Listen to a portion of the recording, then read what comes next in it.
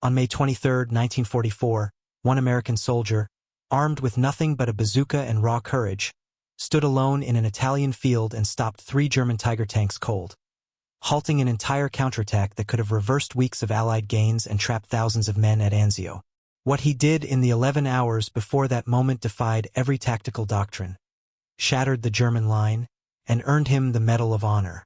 This is the true story of the day Technical Sergeant Van Thomas Barfoot became a legend and rewrote the rules of infantry warfare forever. The dawn came hesitant and gray over the farmland outside Carano, the sun struggling against a veil of smoke and dust that hung like gauze across the Italian countryside. It was the 23rd of May, 1944, and the air smelled of cordite, turned earth, and the metallic tang of blood that had soaked into the soil over months of grinding combat.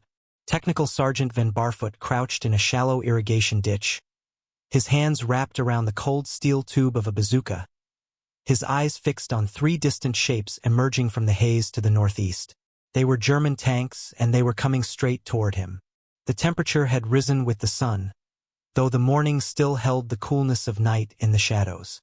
Barfoot's uniform was stiff with dried sweat and dust, the fabric chafing against skin rubbed raw by hours of crawling through ditches and over stone walls.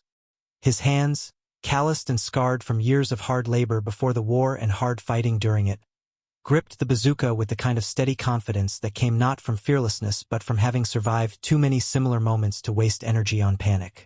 His jaw was set, his eyes narrowed against the rising sun that backlit the approaching armor, turning the tanks into dark silhouettes haloed by golden light. His breath came shallow and controlled. Around him stretched the open farmland of the Anzio region. Low stone walls, scattered olive groves, fields of wheat trampled flat by boots and treads, the land carved by centuries of agriculture into a patchwork of ditches, terraces, and ancient footpaths. Behind him, perhaps 200 yards distant, the men of Company L, 157th Infantry Regiment, 45th Infantry Division, were consolidating their positions in what remained of Carano. They had taken the village at terrible cost, and now the Germans wanted it back. Barfoot could hear the engines now, a mechanical growl that seemed to shake the ground beneath his knees. He knew tanks. He had faced them before, though never quite like this, never alone, never with so much riding on a single shot. The bazooka was a crude weapon, effective at close range against side or rear armor but notoriously unreliable. The rockets could tumble in flight, their shaped charges could fail to detonate, and the backblast signature made firing one akin to painting a target on your own position. Against 3 tanks in open ground it was near suicide, but the alternative was worse. If those tanks reached the village, they would roll over the defensive positions his company had bled to secure. The men were exhausted, low on ammunition, and had no anti-tank guns positioned to meet this threat. Someone had to stop them, and Van Barfoot had never been a man to wait for someone else. To understand how he came to be kneeling in that ditch, bazooka in hand, facing down 3 tons of German steel and fury, one must step back 12 hours, to the gray pre-dawn of that same morning, when the attack had begun. The offensive to break out from the Anzio beachhead had been grinding forward for days, each yard purchased with blood and bodies. The beachhead itself had been a wound in the German defenses since January, when Allied forces had landed behind enemy lines in an attempt to outflank the Gustav Line and open the road to Rome. But what should have been a bold stroke had devolved into a siege. The Germans, commanded by Field Marshal Albert Kesselring, had reacted with characteristic efficiency, rushing reserves to contain the landing and transforming the coastal plain into a killing ground. For 4 months, the men trapped on that beachhead had endured artillery barrages, counterattacks, disease, and the psychological torment of being surrounded by an enemy determined to drive them into the sea. Now, in late May, the breakout offensive was finally underway, coordinated with a massive assault on the Gustav Line to the south. But every mile gained came at horrific cost, and nowhere was that cost higher than in the approaches to Carano. The Germans had fortified the approaches to Carano with fanatical determination, understanding that the village controlled key roads leading north toward Rome. Machine gun nests covered every avenue of approach, interlocking fields of fire turned the wheat fields into kill zones, and the entire area was sown thick with mines, teller mines that could blow the track off a tank, S-mines that leaped waist-high before detonating in a spray of steel balls, and improvised devices buried in the paths and ditches that men might use for cover. Company L had been tasked with taking the village, but by the evening of May 22nd, the attack had stalled. 3 previous attempts had failed, leaving dead and wounded scattered across the approaches. The German machine gunners were too well dug in, their positions too carefully sighted, and any attempt to advance in force drew immediate, devastating fire. The company commander, Lieutenant Colonel Brown, was a realist. He knew that a frontal assault would simply add more bodies to the count. What he needed was a way to get behind those positions, to roll up the German line from the flank. That was where Van Barfoot came in. Barfoot was not a typical infantry sergeant. Born in Mississippi, raised in poverty, part Choctaw by blood and entirely self-made by temperament, he had about him an air of quiet competence that made officers listen when he spoke. He had been with the 45th Division since North Africa, had fought through Sicily, survived Salerno, and endured the frozen misery of the winter mountains. He knew how to read terrain the way a card sharp reads faces, how to move through hostile ground like smoke, how to kill efficiently and without hesitation. He was 30 years old, which made him ancient by infantry standards, and he had the kind of battlefield intuition that could not be taught, only earned through survival. His background had prepared him for this war in ways the Army could never replicate in training. Growing up poor in rural Mississippi during the Depression, he had learned to hunt for the table, to track game through dense forest, to move silently and strike decisively because ammunition was expensive and a missed shot meant going hungry. His Choctaw heritage connected him to warriors who had fought against overwhelming odds for generations. Men who understood that courage was not the absence of fear, but the willingness to act despite it. These were not things discussed in barracks or mentioned in after-action reports, but they were written into every fiber of his being, manifest in the way he approached combat with a hunter's patience and a warrior's resolve. On the evening of the 22nd, he had volunteered to scout the German positions. While the rest of the company hunkered in their foxholes, he had slipped forward alone into the darkness, moving with the patience of a hunter, pausing every few yards to listen, to smell, to feel the night. He found the machine gun nests by their soundscape, the low murmur of German voices, the clink of ammunition belts, the scrape of entrenching tools against rocky soil. He located the minefields by their unnatural emptiness, the places where no grass grew because engineers had disturbed the earth. And he found something else. A network of irrigation ditches that cut through the fields at oblique angles, old waterways dug decades ago by Italian farmers, now overgrown and forgotten, but deep enough to conceal a man moving in a crouch. He had returned before dawn with a proposal that bordered on madness. He would go forward alone, using the ditches for cover, and systematically eliminate the German positions one by one. It would take time, it would require absolute silence and precision, and the odds of survival were marginal at best. But it could work. And if it worked, Company L could advance without walking into a slaughter. Lieutenant Colonel Brown had studied the sergeant's face in the dim light of the command post, seeing something there that made him nod slowly. Permission was granted, with the understanding that no one would come after him if things went wrong. This was not a sanctioned reconnaissance. This was one man, betting his life on his own skill. Barfoot had moved out at 0430 hours, while the sky was still black and the morning star hung low over the horizon. He carried his Thompson submachine gun, a dozen grenades clipped to his webbing, a .45 pistol on his hip, and a trench knife strapped to his boot. He wore no helmet, preferring a soft cap that would not reflect light or clang against stone. His face was darkened with charcoal, and he moved like a shadow. The first machine gun nest was positioned at the edge of a collapsed farmhouse, its crew of 3 Germans confident in their concealment. They had piled rubble to create a firing aperture with excellent visibility across the wheat field, and their MG-42 was loaded and ready, the barrel still cool in the pre-dawn chill. The MG-42 was a weapon the Americans had learned to fear. A machine gun capable of firing 1,200 rounds per minute, a rate so high that it produced a distinctive tearing sound like ripping canvas, a sound that haunted the dreams of infantrymen who had survived its fire. One gun could pin down an entire platoon, could cut men to pieces before they managed 3 steps from cover. They never heard Barfoot approach. He came from behind, using the remains of a stone wall as cover, moving so slowly that each step took half a minute, each placement of his boot calculated to avoid loose stones or dry branches.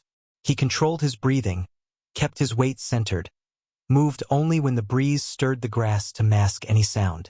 When he was 10 feet away, he could hear them talking in low voices, complaining about the cold, about the American artillery, about wanting coffee. One of them laughed at something, a sound so normal, so human, that for an instant the war seemed absurd.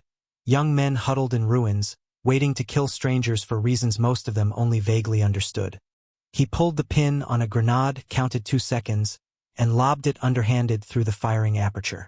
The explosion was muffled by the rubble but devastating in the confined space. Before the echo faded, he was moving, vaulting over the wall with his Thompson leveled. 2 Germans were dead, shredded by fragmentation. The third was crawling, stunned, reaching for a pistol. Barfoot shot him twice in the chest, the suppressed cough of the Thompson barely audible over the ringing aftermath of the grenade. He took the ammunition belts from the MG-42, dragged the weapon out of position, and moved on. The second nest was harder. It was dug into the earth itself, a proper bunker with overhead cover and a narrow firing slit. The crew was more alert, perhaps warned by some instinct or by the faint sound of the earlier grenade. Barfoot circled wide, using a dry streambed for concealment, and approached from the blind side. He could see the barrel of the MG-42 protruding from the slit, see the sandbags piled around the position, see the communication wire running back toward the German lines. He spent 20 minutes working his way to within grenade range, lying flat in the wheat, moving only when the wind stirred the stalks to cover his motion. When he threw the grenade, he threw it perfectly, a high arc that dropped it directly through the firing slit.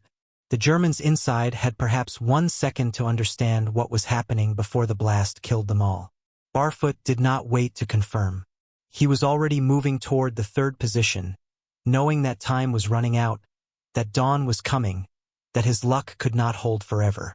The third nest was the most dangerous. It was positioned on a slight rise, with clear sight lines in all directions and no dead ground for approach. Worse, it was close to the minefield, surrounded by warning signs that the Germans had posted for their own troops. Barfoot studied it from 100 yards away, watching the 2-man crew through the fading darkness, calculating angles and odds. He chose the minefield.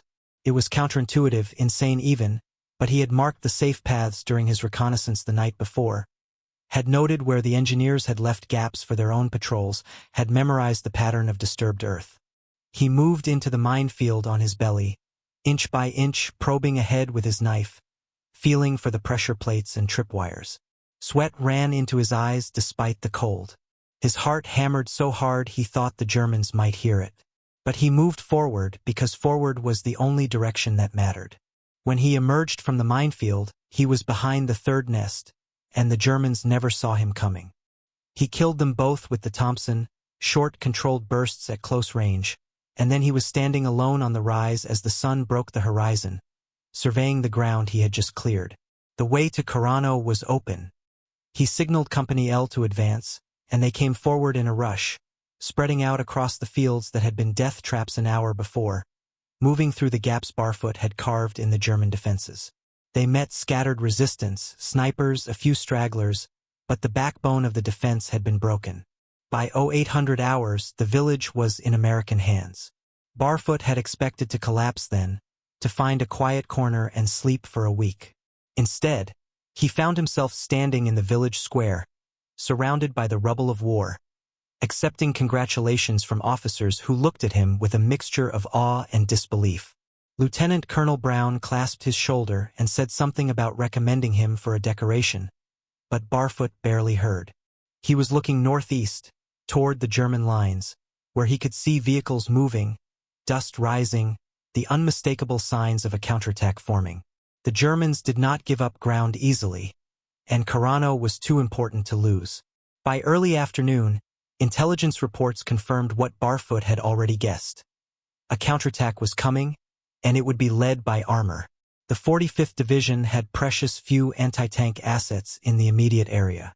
The tank destroyers were engaged elsewhere, The artillery was supporting operations to the north, and Company L was holding Carano with nothing heavier than bazookas and a few anti-tank mines. When the call came that German tanks were approaching, the men in the village braced for the worst. Barfoot was in a commandeered house, cleaning his Thompson and trying to eat a can of cold hash, when he heard the first reports. 3 tanks, possibly Tigers, advancing from the northeast. He set down the can, picked up a bazooka from a weapons cache, slung a canvas bag of rockets over his shoulder, and walked out into the street. Other men were preparing positions, setting up makeshift barricades, digging in whatever weapons they had. Barfoot walked past them, heading toward the edge of the village, toward the open ground where the tanks would come. A corporal asked where he was going. He did not answer. A lieutenant called after him, asking what he thought he was doing. He kept walking. He knew what he was doing. Someone had to meet those tanks before they reached the village, had to stop them or slow them or at least make them cautious enough to give the defense time to prepare. And he was the best man for the job, not because he was braver than the others, but because he understood something fundamental about warfare: the importance of momentum. If the tanks rolled into Carano unopposed, they would shatter the American position. But if they could be stopped, even temporarily, if their advance could be broken and their confidence shaken, then the defense might hold. He found a position in the irrigation ditch, a place where the ground dipped and offered some defilade, where he could see the approaching tanks but remain concealed until the last moment. He loaded the bazooka, checked the sight, and waited. The tanks came on slowly, cautiously, their commanders wary of ambush. They were indeed Tigers, massive, angular, nearly invincible from the front. Each weighed over 50 tons, carried an 88mm gun that could kill at 2 miles, and was armored heavily enough to shrug off most American weapons. A single Tiger could dominate a battlefield. 3 of them, properly employed, could annihilate an infantry company. Barfoot watched them come, his mind calculating distances, angles, speeds. The bazooka in his hands was loaded with a 2.36-inch rocket, effective against light armor and vulnerable points but nearly useless against a Tiger's frontal plate. He would need a side shot or better yet, a shot at the tracks. Disable the lead tank, block the road, force the others to maneuver. That was the plan, such as it was. The lead Tiger was perhaps 200 yards away when Barfoot realized he could not wait any longer. He rose from the ditch, moved laterally across the field to a position that gave him a better angle, and went to one knee. The bazooka was heavy, awkward, the tube resting on his shoulder and his hands gripping the stock and trigger mechanism. He sighted down the length of the weapon, centering the crude crosshairs on the lead tank's left track assembly. 75 yards. Close enough to see the dust caked on the Tiger's armor, close enough to see the commander's head visible in the cupola, close enough to die instantly if they spotted him first. Barfoot exhaled slowly, let his heartbeat settle, and squeezed the trigger.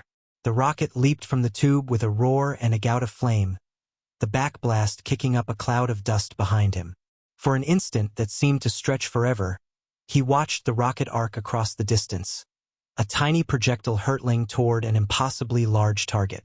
Then it struck, and the shaped charge detonated against the Tiger's left track with a flash of white light.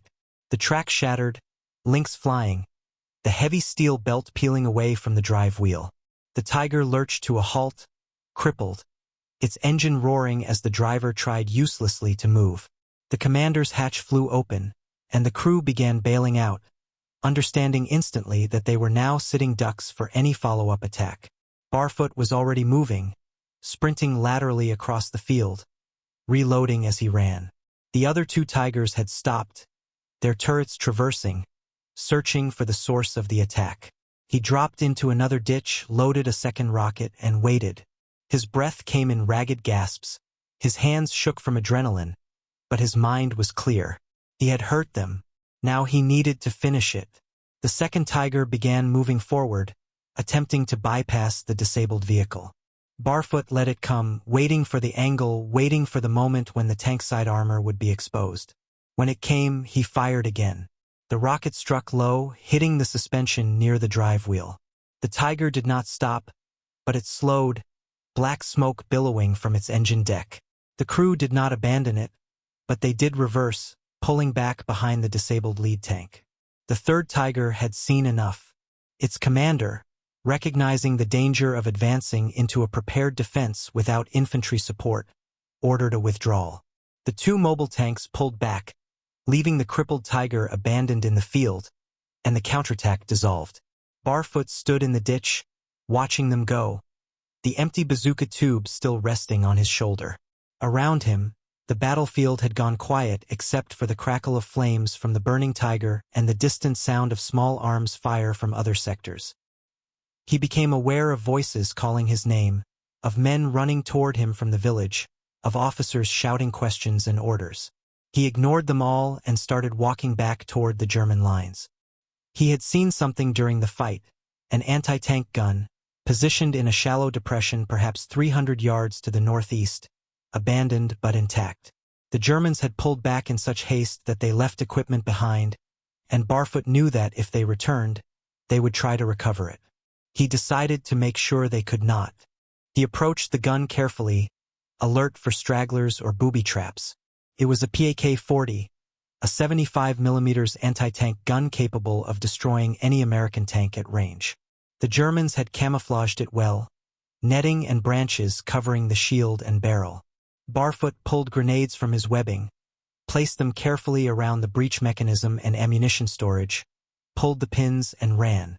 The explosion was larger than he expected, secondary detonations from stored shells adding to the blast. When the smoke cleared, the gun was twisted wreckage, useless. He nodded in satisfaction and turned back toward Carano. That was when he heard the crying. It was faint, barely audible over the settling debris, but unmistakable. A human voice, American, calling for help. Barfoot followed the sound and found two wounded men from his company. Both hit during the earlier assault on the village, both unable to walk.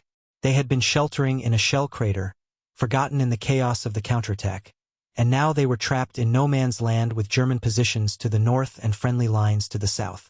Barfoot looked at them, looked at the distance back to Carano, perhaps 1,700 yards across open ground that was certainly under observation and likely targeted by German artillery, and made a decision that would have seemed insane to any rational observer. He was going to carry them back. Both of them. The first man was hit in the legs, both femurs shattered by machine gun fire. Barfoot fashioned a fireman's carry, hoisting the soldier onto his shoulders, and started walking. The man screamed at every step, each jarring movement sending waves of agony through his shattered limbs, but Barfoot kept moving, one foot in front of the other, ignoring his own exhaustion, ignoring the weight, ignoring the bullets that began kicking up dirt around him as German observers spotted movement in the open. It took him 40 minutes to reach the American lines with the first man. He handed him over to medics, refused water, refused rest, and turned around to go back for the second. The second man had been hit in the abdomen, a gut wound that was almost certainly fatal without immediate surgery. He was barely conscious, going into shock, his face gray and his breathing shallow. Barfoot picked him up as gently as he could, cradling him like a child, and started the long walk back. The man died halfway. Barfoot felt the moment life left him, felt the body go limp and still, but he kept walking. He was not going to leave him in that field. He was not going to abandon him to the crows and the rats and the rain.